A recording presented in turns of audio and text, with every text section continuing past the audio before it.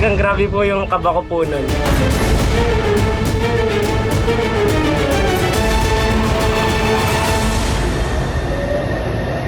Talagang nagbablog-vlog po kami ng kaibigan ko. Tapos, sabi ko po sa kanya, isunod niya po sa akin yung cellphone ko. So, pagsakay ko po sa train, tinrack niya po ako na hindi na po siya sumakay. Tapos, sobrang kaya nakikita niya po, tumatawa po ako doon.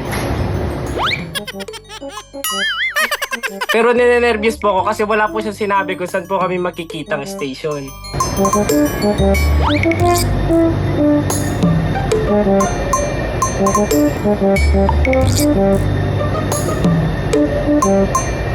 Buti po may dala akong tablet, nakontak ko po siya. Pero talagang grabe po yung kaba ko po nun.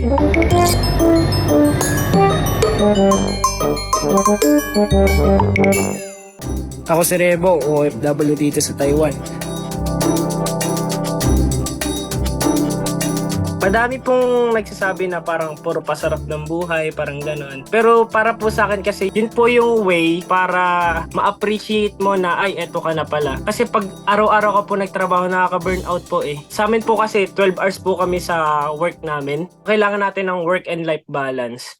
Medyo may kalamigan na rin pala kahit papano dito sa South, pero hindi sobrang lamig.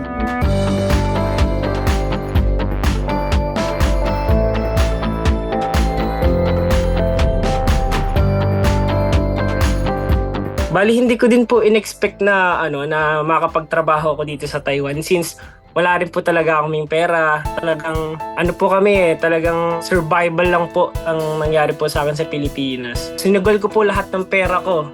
Talagang ipinvestment fee ko pa po, parang ganun. Nung una po, medyo nakakalungkot po kasi yun nga po, nakakamiss po yung pamilya natin. Tapos, kailangan po talaga ng tiyaga.